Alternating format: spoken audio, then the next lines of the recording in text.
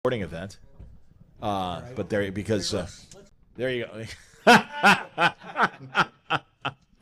Nice. Yeah, and it's a happy occasion, everybody. This isn't a memorial. This isn't a wake. It's a celebration, indeed, sir. Well said. Sword of omens, come to my hand. I, Lion-O, command it. Thundercats, ho! Everybody, thank you very much for coming. We're really happy to do this. As you all know, Jim Shooter was a very important figure, not only at Marvel, but of course at Valiant and all the other comic companies that he created in the 90s and beyond. And of course, a wonderful con fixture as well. We miss him. And he was a polarizing figure, and we all recognize that. But he did a lot of good for the business. And I'll let these gentlemen who benefited from that explain. So all the way on the opposite end, we have a wonderful Spider-Man artist, DC artist, incredible guy, Alex Saviak, ladies and gentlemen. Thank you. Is Then Alex here? What's that? Is Alex here? Not entirely. Oh, okay.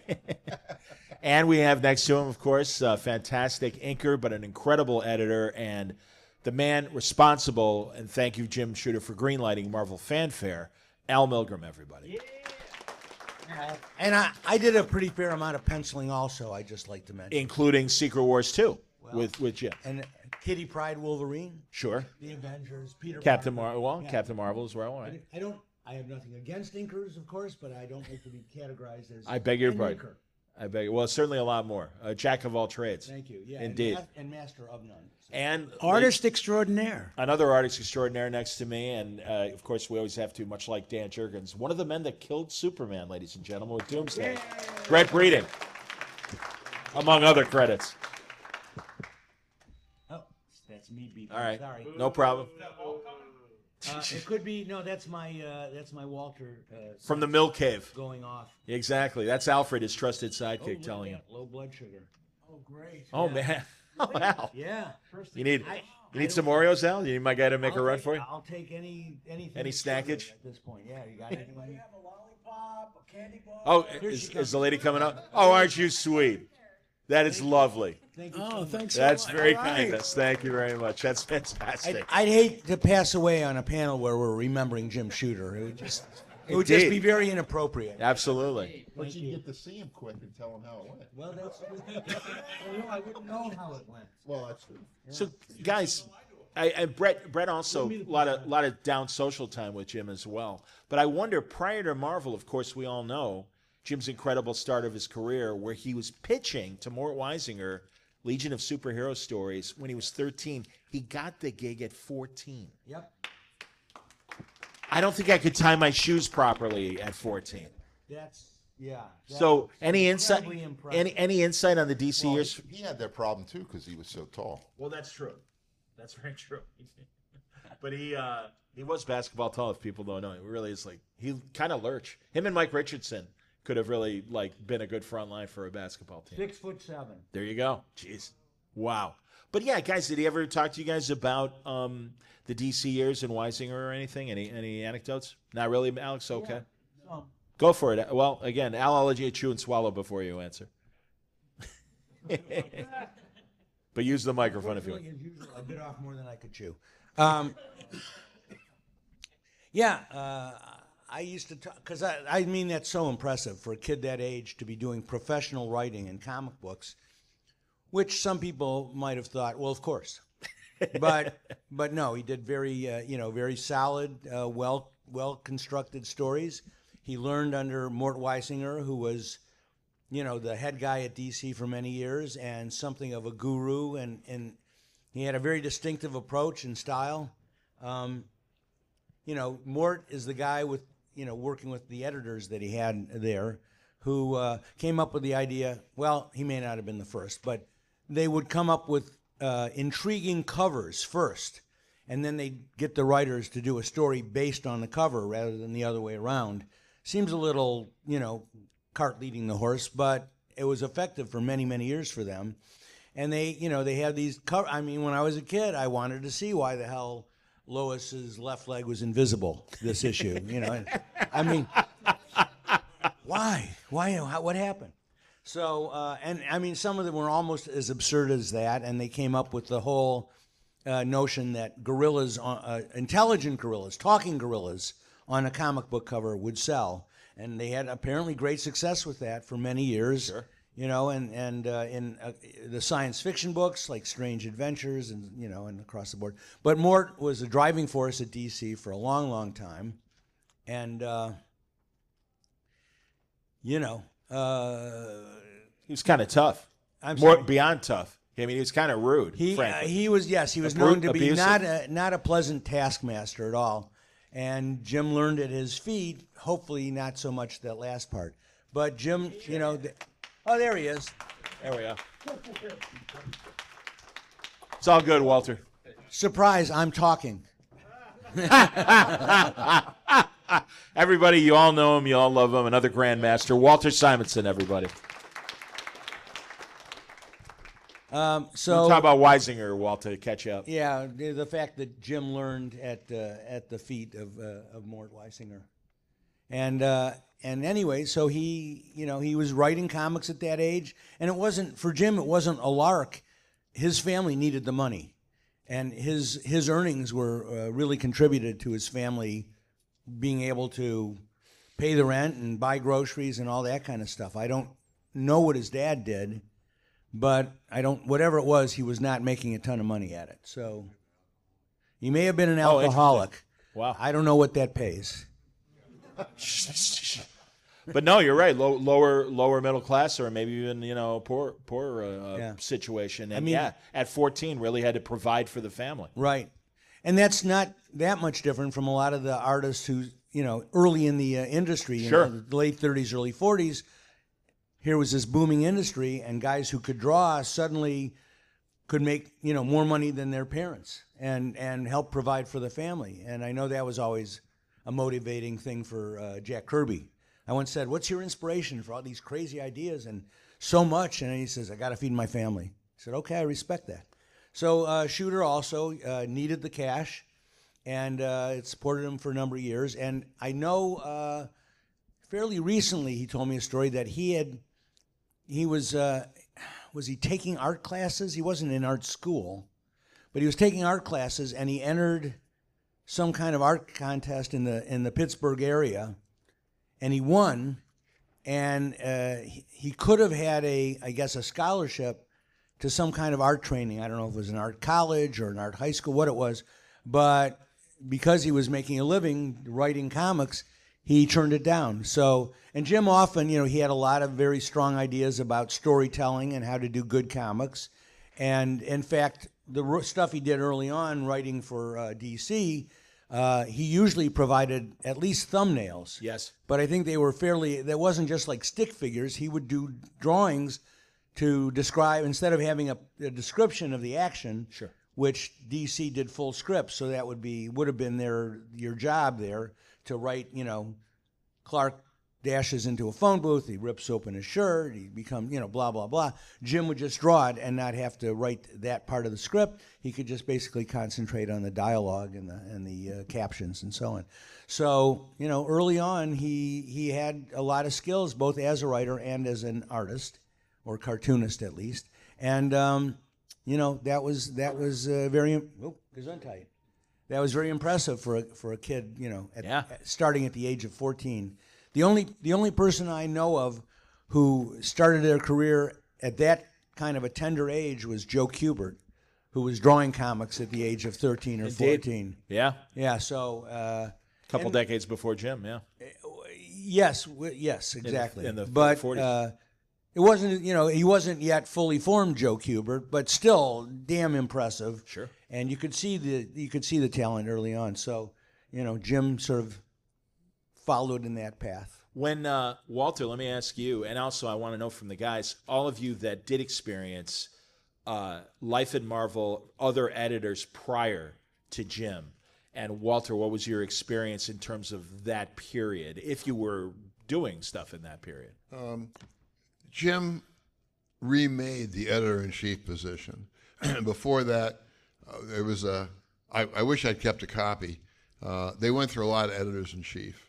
At one time, they were going through them every 2 or 3 weeks. not well, and once they did, the rest of the time not. And somebody put a label up on the editor-in-chief door and had Stan Lee crossed out, Roy Thomas crossed out. And then, I don't know, Len Wein, Jerry Conway, Marv Wolfman. Jerry Conway came back, and then Archie Good was like zip, zip, zip, zip. And then Archie was the editor-in-chief for a couple of years.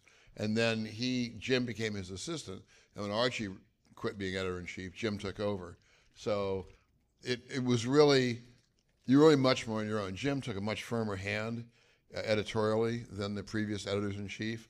Mostly then you were on your own. You were given a book. You worked with the writer.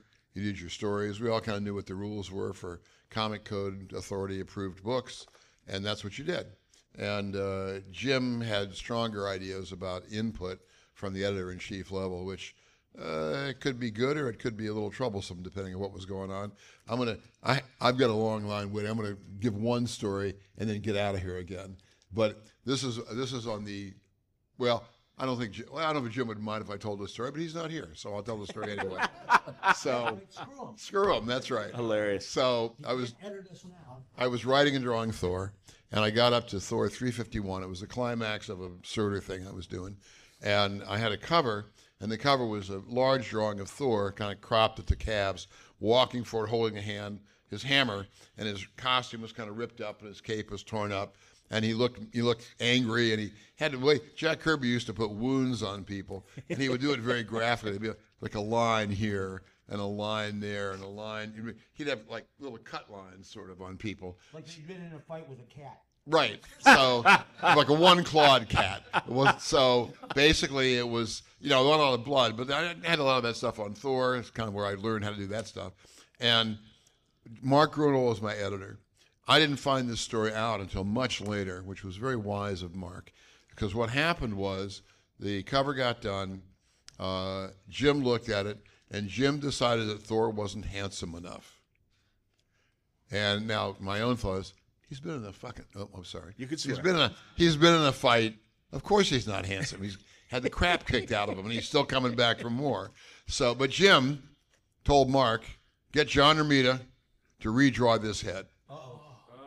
So John was the art director, and that was one of his jobs. Sure. And I gather from what I've heard from other people, John and I didn't talk about it, I didn't know about it at the time, is that he was not happy about redrawing the head, but it was his job. So Mark, wisely, had a full-size photostat made. Those are essentially photographs printed on paper, and it's black and white, no gray tones, really.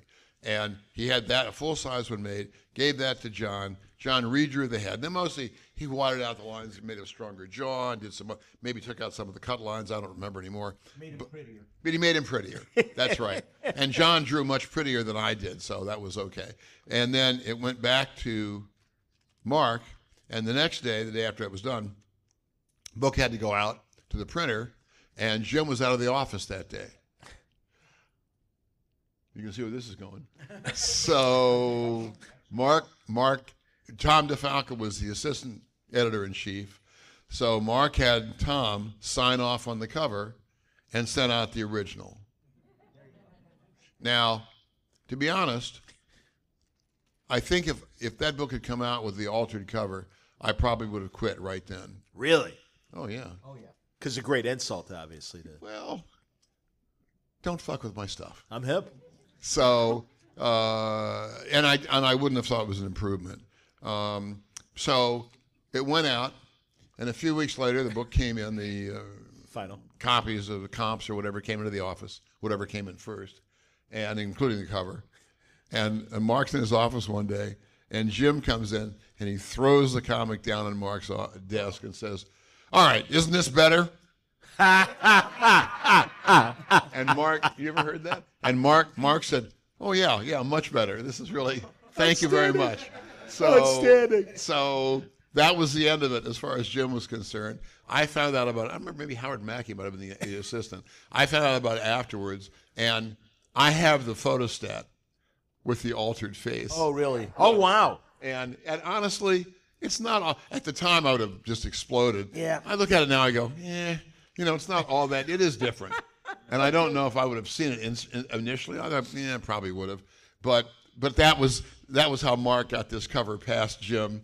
And Now that's a good editor right there. So that was, he would, he might not be upfront with the editor-in-chief what he was doing, but he had your back. That's awesome. When you were working for him, and yet you can't ask any more of an editor than that. This is more of a Mark Ruhl. So but it was very funny about Jim, and but Jim, as things went along, he would want more changes.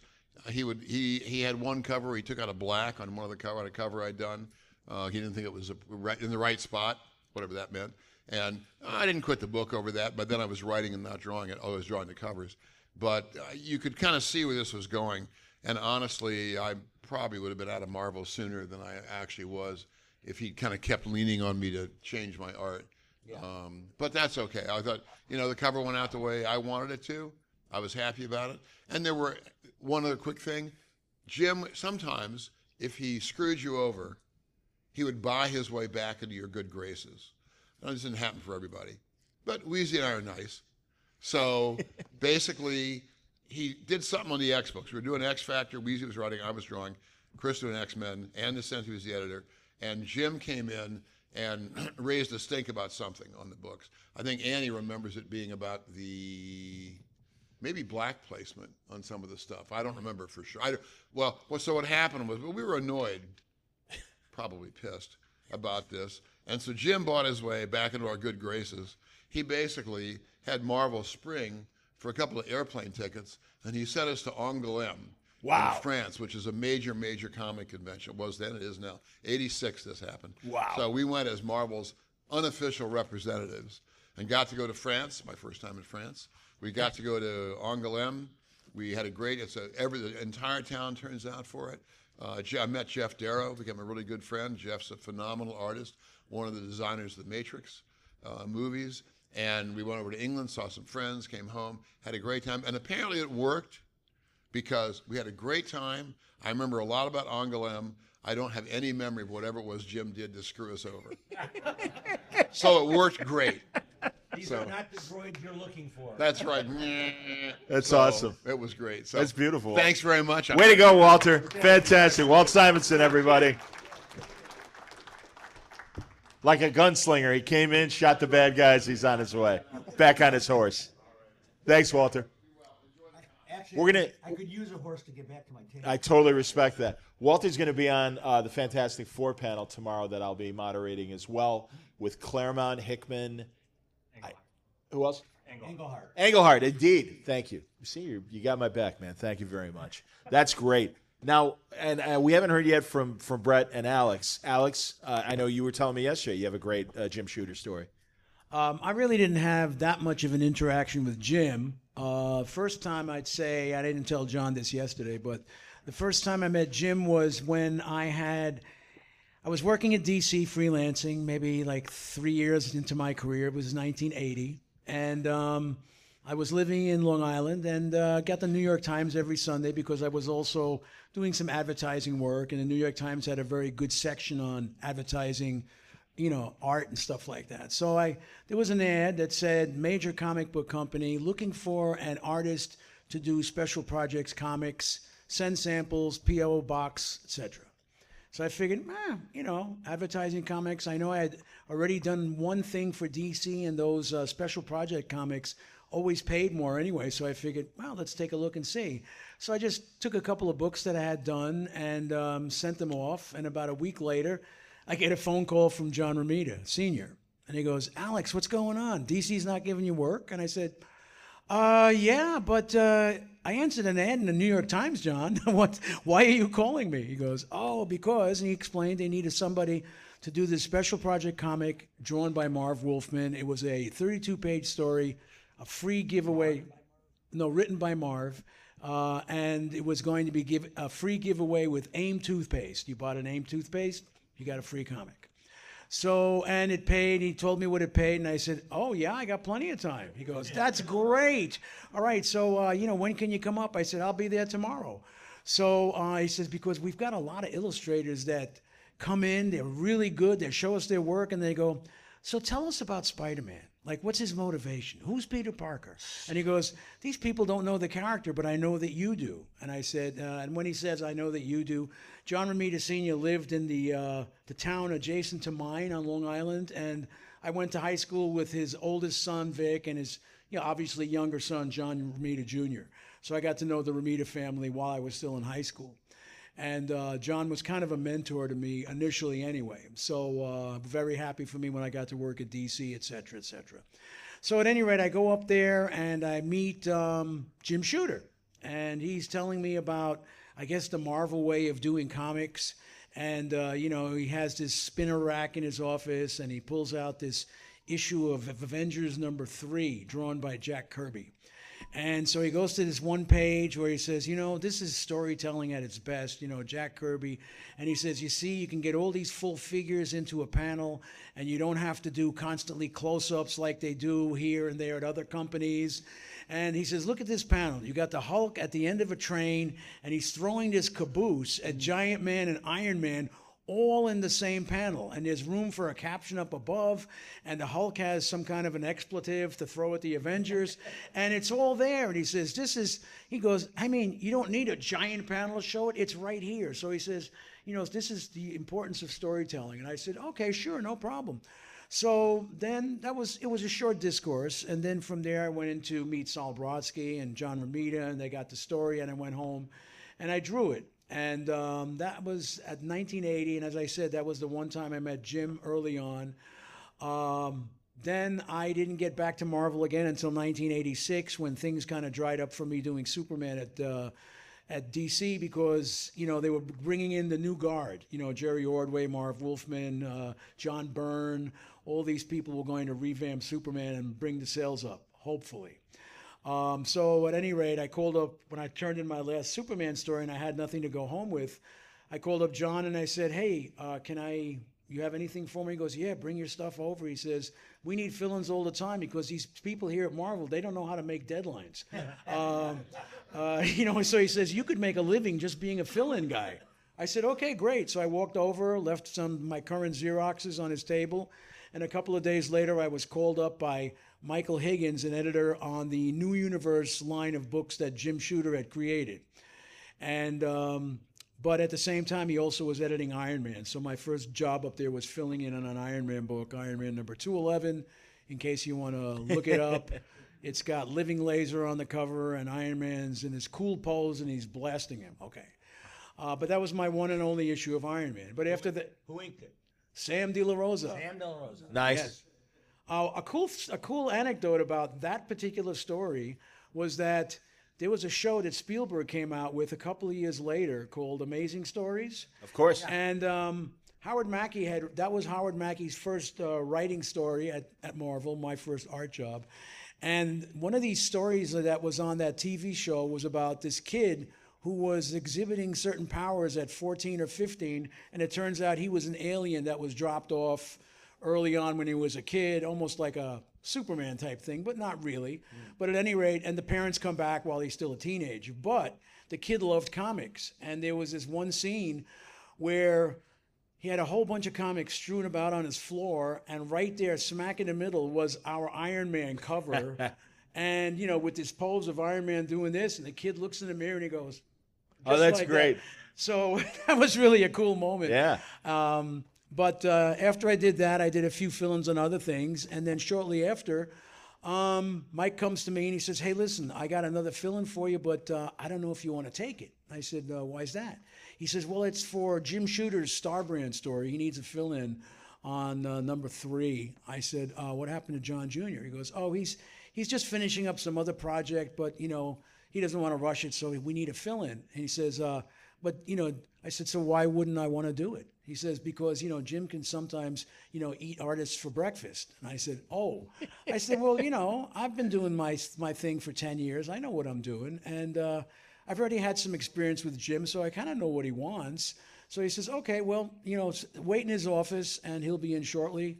I go in there, and there's a gentleman sitting at the art board, and I look over his shoulder, and I recognize the layout says Steve Ditko. And so I got to introduce myself to Steve Ditko. Now, mind you, in the early 60s, the Spider-Man Annual came out, and there was a story in the back that said, how Stan and Steve create Spider-Man. Little 5-page funny story, right? And Ditko had drawn a caricature of himself in that story, And lo and behold, like 25 years later, he still looked like the same guy in that Spider-Man annual. You could recognize him immediately.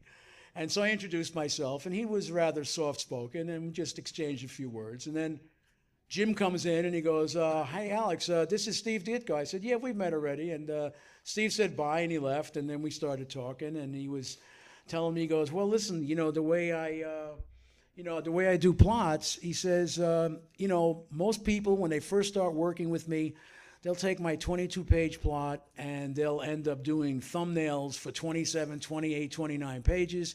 And that's okay. Bring it in. We'll sit down together. We'll weed out the stuff that we don't need. Whatever. I'll do the editing right there, and then you can take it home and pencil it." I said, "Okay, fine." So I left with that script, the plot, I should say, and I was taking the train home and had my pencil out, and I'm reading this plot, and lo and behold, when I got to the final page in the final paragraph, that was page 22. So I said, "Oh, wow, I guess I got it right the first time," which is great. So I went home and I did some really tight layouts for him and thumbnails on 8.5 by 11 paper, kind of like the way Neil Adams used to do it ages ago, and then blow it up on a light box or something. And because I felt confident that I was doing a good job. So I brought it in, and he looked at it, and he liked it, and then he says, "I want to expand this one section here. It looks like it could use a couple of more pages. And you did everything right, according to what I had written." But he says, "I see now that we could make it even better." And so he got on the phone, and he called up whatever the advertising section. He goes, "Hello, this is Shooter, issue 3, Starband. I need 2 more pages." Okay, hung up the phone. I went home. I said, to draw up those pages. And he says, "Now, you don't have to come back with the layouts. I trust you'll do a fine job." And so I went home and then basically just redrew my layouts, came back in.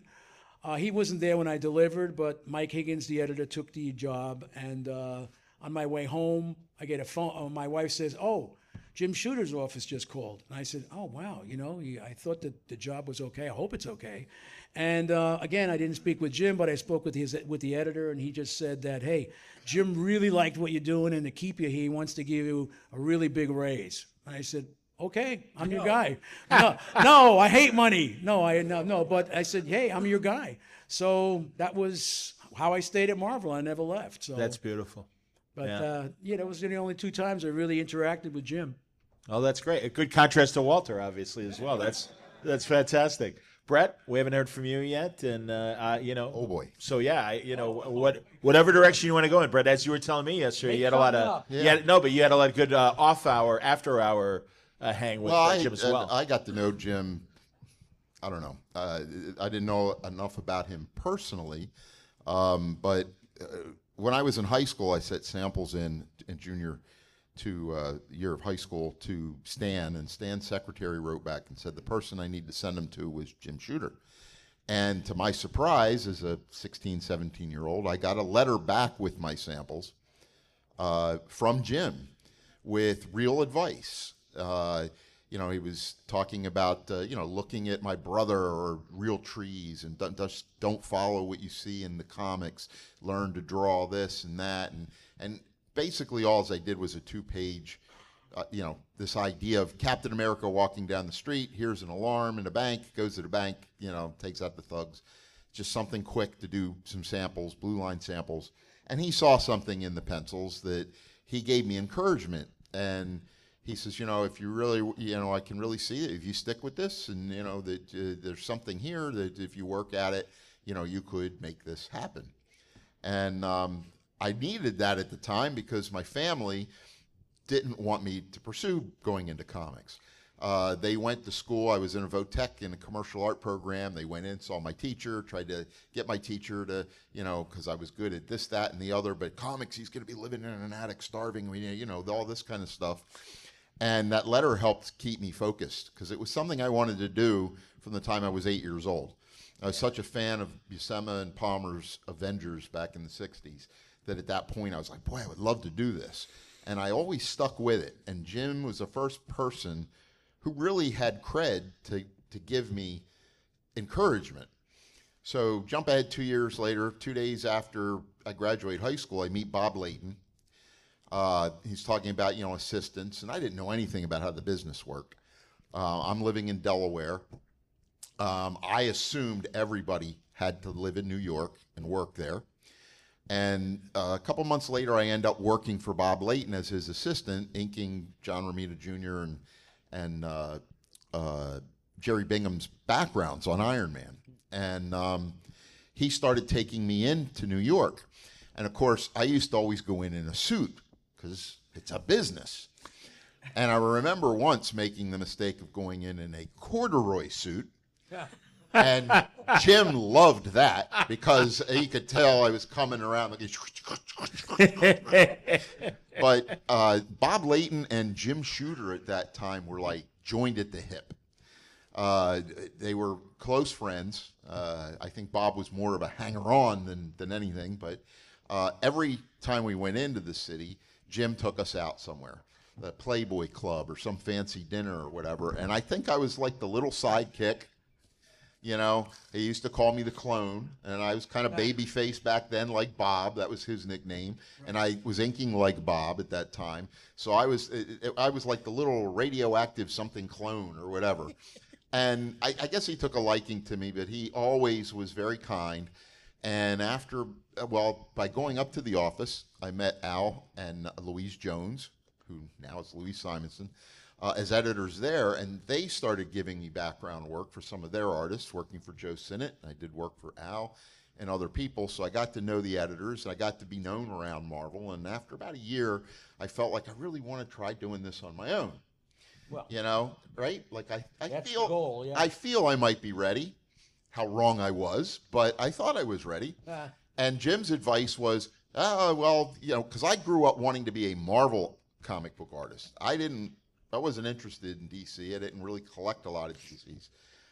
So I wanted to be specifically a Marvel artist, and Jim's advice was, go over to DC, get some work, cut your teeth over there, screw some jobs up, and when you're ready, you can come back. And so that's what happened. I went over to DC. Len Wein gave me my first job. And at some point, Marvel finally started giving me a page here, page there, cover, and then offering me work. And I was getting my own stuff and leaving DC. Len didn't want me to go. He's like, well, don't we have something here that we could give you and that you'd want to do? And I was like, well, I'd love to work on Garcia Lopez, but we don't have anything right now. So I went to Marvel, which is ultimately where I wanted to be. And at some point, after being there, I don't know, 6 months maybe, DC calls with a 16-page Batman versus the Joker Garcia Lopez story. And I was like, oh, boy, how can I turn that down? So I went into Jim. I had developed a good relationship with Jim where I could sit and talk to him and stuff. So I went in, sat with him, and I said, I'm in a dilemma. I always want to be a Marvel artist, but boy, I just would love to do this. And but I don't want to not be able to come back. And he says, well, don't we have anything here that you would want to do like that? And I says, well, my whole reason for being in comics is John Buscema. I would love to ink John Buscema, but there's never anything available. And he stands up, all 6'7" of him, and he says, follow me. So you go walking down the hall with him up here and me way down here, down to Louise Jones' office. And he says, Louise, I got a guy here. He wants to ink John Buscema. Have we got anything for him? And she says, oh, yeah, let me look. She looks. I got home with a 20-page Conan story. Fantastic. And, well, or not. You might have thought, but it was one of John's breakdowns. Oh, okay. And John's breakdowns, if you know what you're doing, you know everything is there. And it is sparse. I mean, it'll be a little line here for this bus, but it's all there. And trying to figure out, like, how do I render this? Where did I was in over my head. Can I interject for just a second? Sure, absolutely. I've inked John Buscema's breakdowns, and everything is not there. There's a world of knowledge and talent that went into making these little chicken scratchings that he did, and you can. My experience was you look at it and it's, oh, this is so great, and it's like a gesture drawing. It's very loose. And breakdowns are basically, the idea is it's the storytelling and the drawing but without any detail, not any great detail or spotting of blacks or textures or anything. It's sort of like the coloring book version Sure. of a comic book, as opposed to full pencils. Well, every artist has a different level too. Like Yes. Ron Friend's breakdowns are all there. Oh, yeah. But John's probably were more towards a layout. But when I say everything was there, I mean that all the essential things. I mean, the structure was amazing. Yeah. The movement, everything. Beautiful. And like you know, the lines didn't all connect, but the lines you needed were there. Like, okay, the muscle turns here. There's a little, but you still have to pull all that together. As an inker, I was in over my head. I fear when people come up to my table and ask me to sign these things now because I'm like, and it's not as cringeworthy as I remember it, but I feel like, oh, I butchered this. And but Jim obviously he wanted me to stay at Marvel, and throughout my time there, anytime I wanted to try something, not just be an inker, and Bob Layton was kind of, I guess, a model in that he was an inker, but he was doing plotting and everything. So I didn't feel an inker had to be confined to just that. Right. And initially, I always thought I'd draw comics, but I'm more detail oriented, and so I think that is where my mindset goes. It was a good fit for me, but I wanted the color, and I was always an idea guy, and that was kind of my strength in the Superman books. But I never wanted to write. I thought, I don't know, this whole thing with dialogue, and no, but I got ideas. So at one point, I mentioned this to Jim, coloring, and he got up and he gave me a brand new box of Dr. Martin dyes and some brushes and a 6-page, 8-page job to take home that night.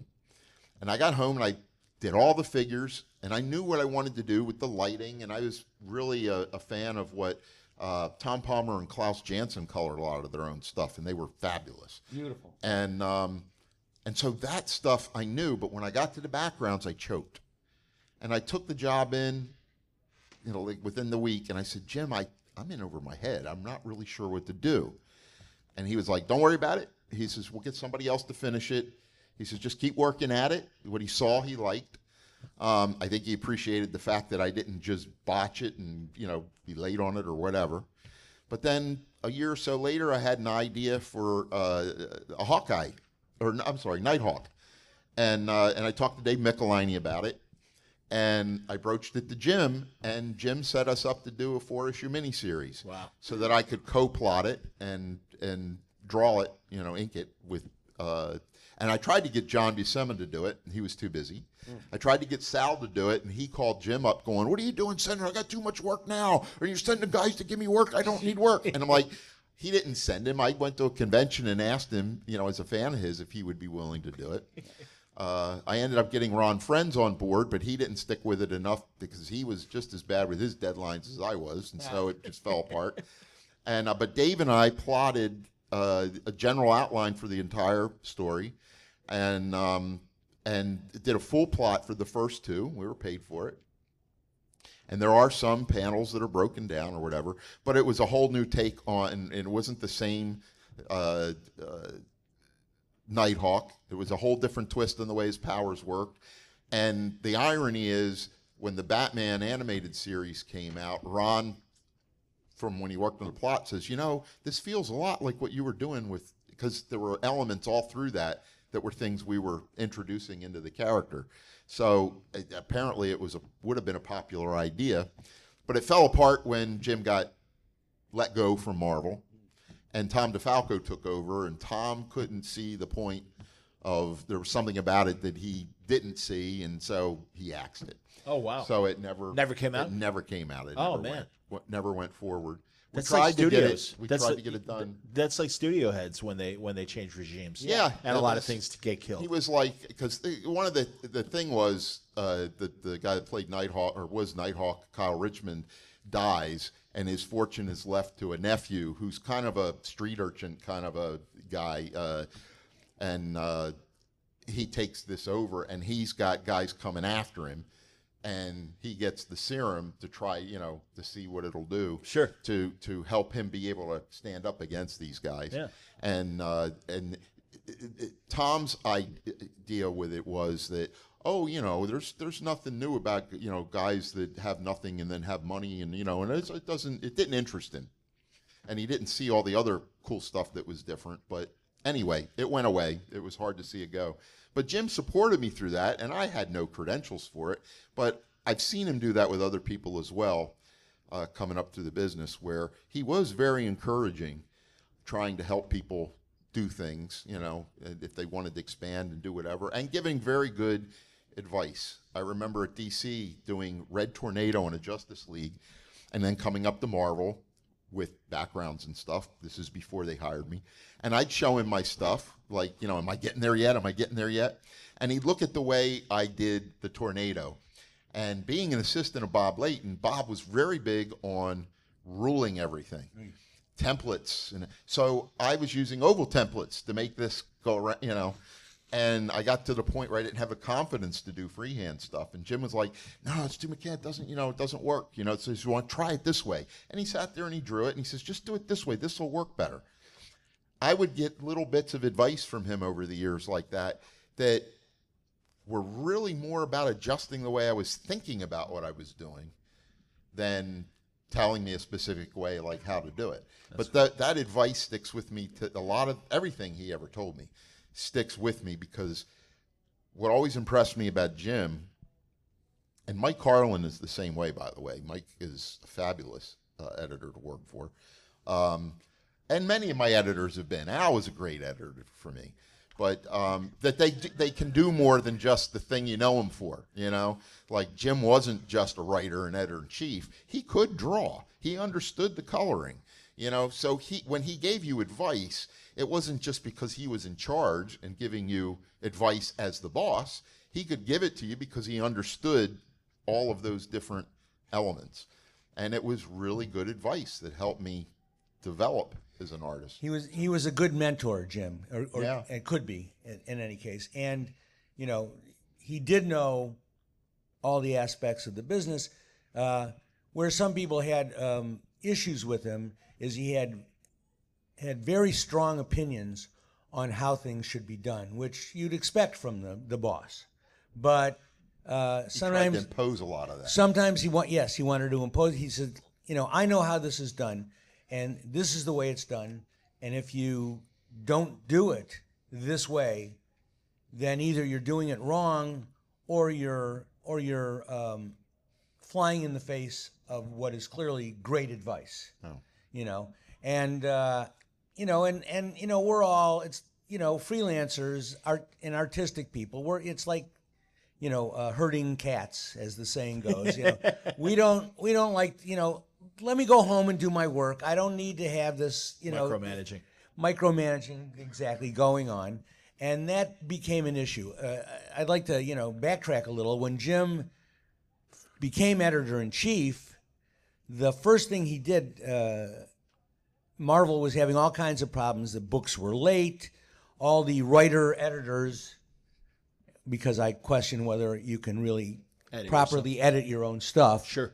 Because, you know, there's ego involved, and also you don't want to make your life any more difficult.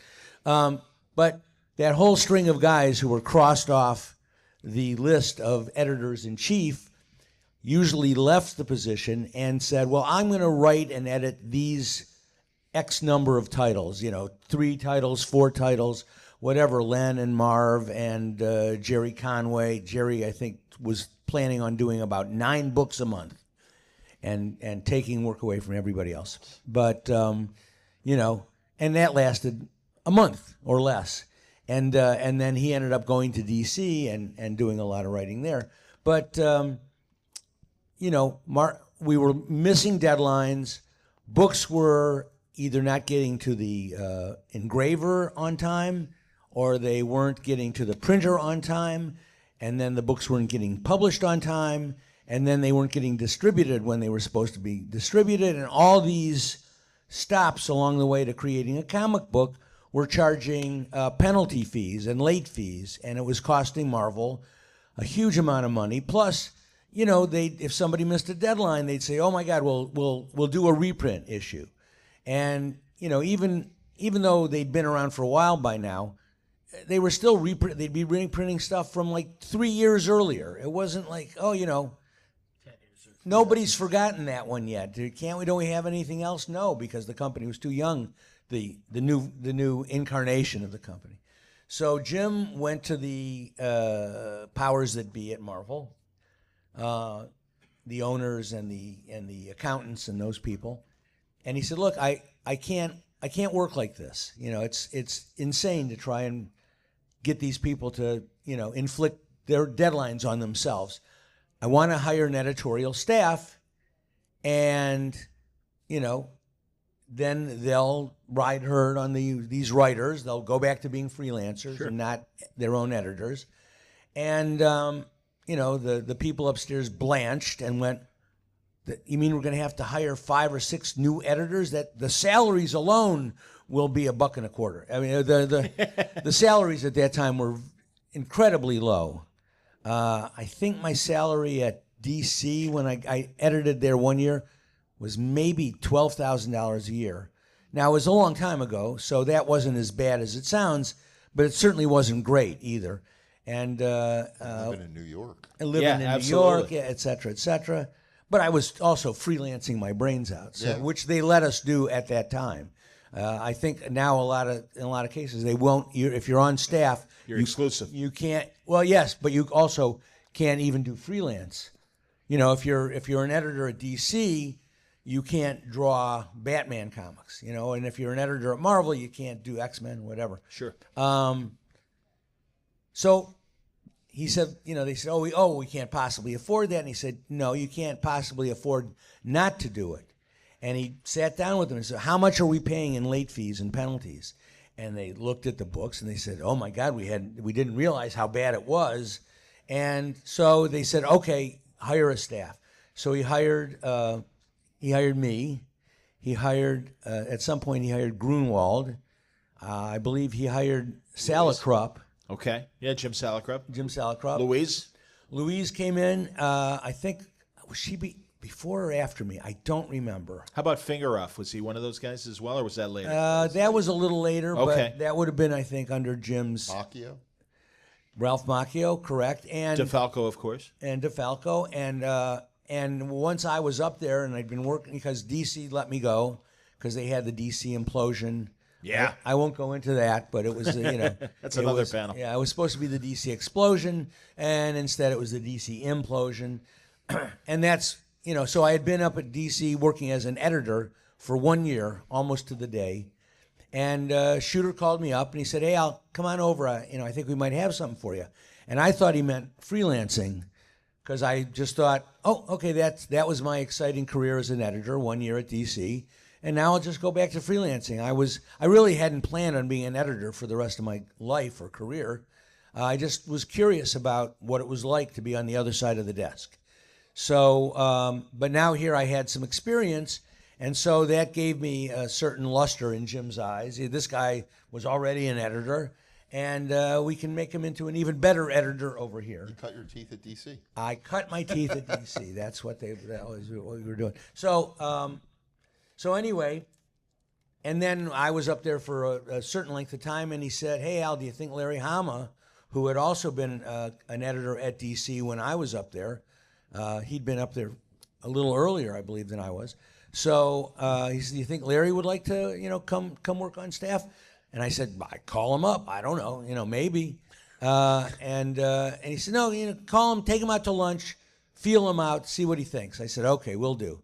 So I invited Larry. We went and had a very nice lunch on Marvel's dime, and chatted about this, that, and everything else. And then at the end, I said, by the way, Larry, Shooter, was interested to know if you'd like to come work on staff at Marvel. And he said, oh yeah, that sounds pretty good. So I went back after like a 3-hour lunch, avoiding work at the office, and I said, Jim, Larry's interested. So and Jim said, oh, okay, well, good. And he hired Larry. Who's a terrific writer, of course, and had an unbelievably long string of scripts on G.I. Joe. Of course. And not only at Marvel, but now whoever's publishing Hasbro and everything this week. Yeah. But he's a very talented artist. I don't know how many people know that, but he started out working as an assistant for Wally Wood, one of the all-time great cartoonists, and Larry's a very capable storyteller, and he draws really well. And I'm surprised not more people had tapped him to use his artistic ability as well. Absolutely. But on Larry's behalf, he probably figured it's easier to write than to draw. Sure. And less time consuming. So Speaking of time, forgive me, Al, because we are running late. Again, yeah. And I apologize because No, you're no, telling that's great okay. information. Does anyone have questions? And if they do, can they come up? Yeah, to the because we've microphone? been all over the place and not focusing maybe as No, much on Jim. but mentioning Larry on Facebook told a great story about Jim. Oh, let's hear it. where a freelancer, they were trying to get insurance, and the guy, unfortunately, he didn't identify the artist, but the guy obviously was going through some sort of health issue, really needed the insurance, and sadly, he passed away before getting the insurance.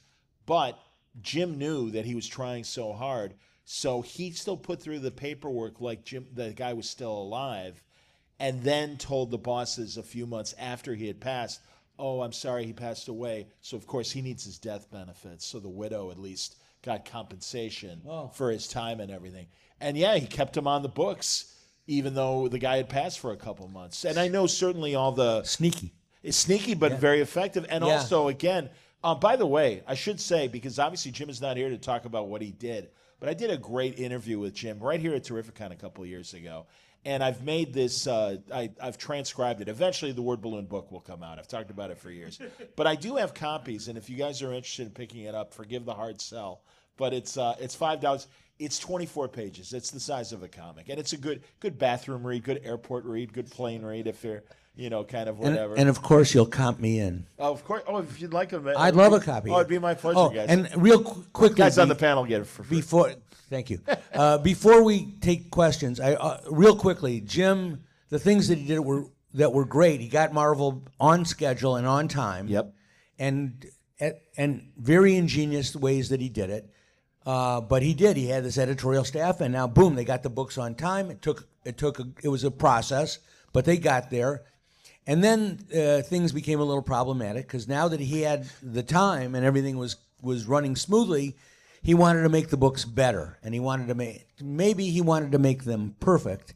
And what's the saying? Perfect is the enemy of the good. We were doing good comics. It's hard to do a perfect comic. You can always find something, and Jim always did. That was maybe the problem some people had. He could be very critical, and especially he envisioned it a certain way, and if you didn't match his vision, then you might not have been doing it right. But he did, along the way, he matched DC's royalty program, Yes, indeed. which made a lot of freelancers much, much more solvent than they had ever been. After decades of the companies crying, we can't possibly pay you any more money, it turned out, they could pay us more money. And especially if the books were selling well, you'd make more and more money. So, the X-Men, Spider-Man, the good selling books would do great, and almost all the freelancers benefited to a certain degree. Also, he did not want to see any of us end up like Siegel and Schuster, who created Superman, obviously, and and then later in life were impoverished, and they didn't have any rights to keep their own character. And he introduced something called a new character agreement, where if you created new characters for Marvel, you would have participation in any profits they made down the line. And so if it became a movie or a TV show or a video game or a lunchbox or a Funko Pop, any of those things, you would get money.